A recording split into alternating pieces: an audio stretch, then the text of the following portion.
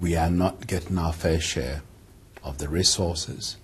We are not getting the revenues we deserve, often because of either corrupt practices, transfer pricing, tax evasion, and all sorts of activities that deprive us of our due.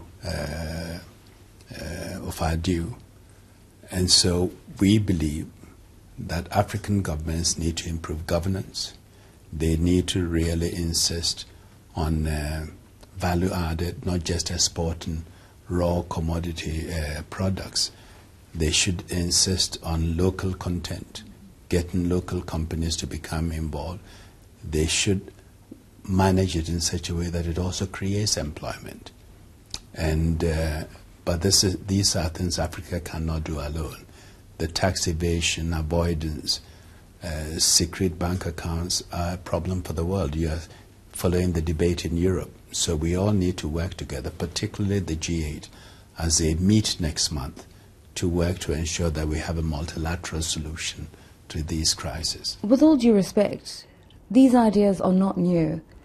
What is it about this report that's going to create some kind of a new consciousness on the part of African leaders and businessmen? I think what is important in this report is we are telling African leaders and Africans like you and me and our civil society that they should put transparency and accountability at the center of this issue.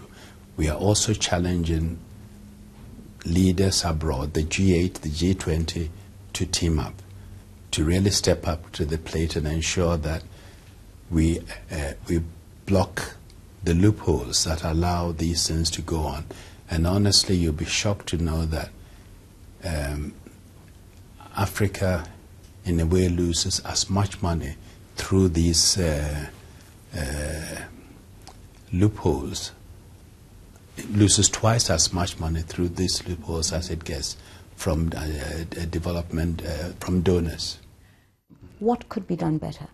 I think, first of all, we are seeing incredible developments recently. The U.S. government passed what they call the Dodd-Frank Act, which obliges companies to report up to the project level any payment over $100,000. The European Union is coming up with similar legislation that these figures must be made public. And I would challenge African governments to be equally transparent and tell their people what agreements they have signed with this or that company, how much money they expect to get, how much money they have received, and how they are using this money. Transparency is a powerful tool.